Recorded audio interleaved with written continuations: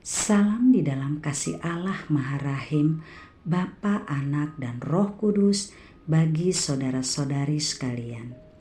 Damai sejahtera Allah kiranya menaungi kita semua. Kita berjumpa lagi dalam renungan Masa Raya Paskah GKI Rawamangun di dalam tema besar Kebangkitan Kristus menggerakkan rekonsiliasi dan persatuan. Renungan hari ini Rabu 22 Maret 2023 didasarkan pada 2 Korintus 4 ayat 16 sampai 17. Sebab itu kami tidak tawar hati, tetapi meskipun manusia lahiriah kami semakin merosot, manusia batiniah kami diperbarui dari hari ke hari.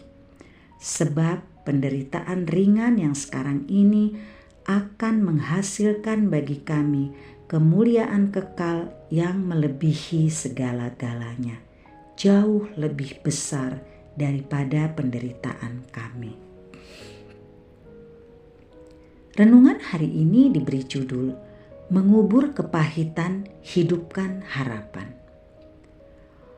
Osceola McCarthy lahir pada tahun 1908 di Wayne County, Mississippi, Amerika. Kemudian pindah ke Hattiesburg ketika masih sangat kecil. Osceola hanya bersekolah hingga kelas 6. Sejak itu, dia bekerja sebagai tukang cuci dan setrika hingga masa tuanya. Osceola hidup berhemat dan menyimpan sisa uangnya. Setelah cukup banyak, dia akan pergi ke First Mississippi National Bank dan menabungkan uangnya di sana. Ketika kesehatan Osceola mulai menurun, pihak bank membantunya mengelola keuangannya. Seorang pengacara yang sangat mengenal Osceola membantunya membuat surat wasiat. Dalam wasiatnya, Osceola menyampaikan agar 60% uangnya diberikan ke University of Southern Mississippi untuk beasiswa bagi mahasiswa miskin. Dulu University of Southern Mississippi tidak menerima mahasiswa kulit berwarna, namun sekarang mereka mau menerima, karena itu perlu dibantu. Kata Miss Osceola McCarthy pada tahun 1999 saat usianya yang ke-91, Osceola McCarthy meninggal karena kanker. Namanya tetap dikenang sebagai seorang dermawan, meskipun hanya seorang tukang cuci dan setrika pakaian. Osceola telah lama membebaskan dirinya dari belenggu warna kulit dan rasialisme yang menimbulkan kepahitan hidup serta kemiskinan karena diskriminasi, perlakuan yang tidak adil terhadap kaumnya. Osceola McCarthy tidak membiarkan dirinya larut dalam kebencian, melainkan ia melarutkan dirinya dalam cinta kasih yang membangkitkan harapan.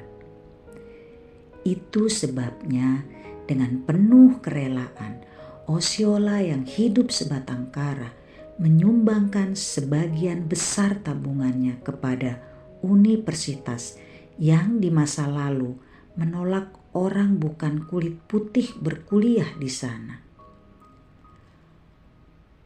Osceola tidak mengutuki kemiskinan yang menyebabkannya hanya dapat bersekolah sampai kelas 6. Ia membagikan harapan kepada orang lain untuk dapat berkuliah sampai tingkat setinggi-tingginya dan mendapat pekerjaan terbaik.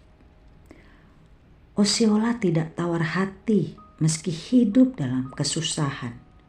Kehidupan Osceola bagaikan gema firman Tuhan yang disampaikan melalui Rasul Paulus di dalam bacaan Alkitab kita hari ini.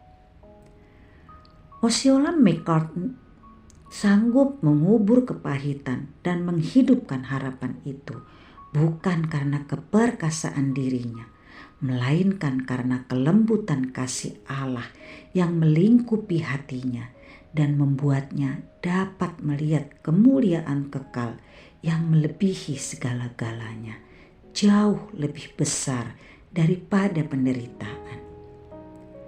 Bukankah Yesus yang mati disalibkan telah mengubur kepahitan dosa, dan oleh kebangkitannya Dia juga menghidupkan harapan bagi umat manusia?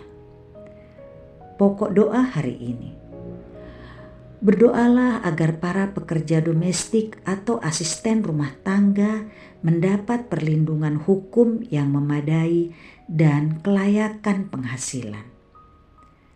Doakanlah semua pihak yang berupaya menghapuskan praktek diskriminasi.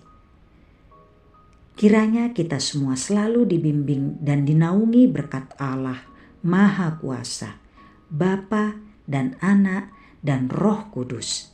Amin.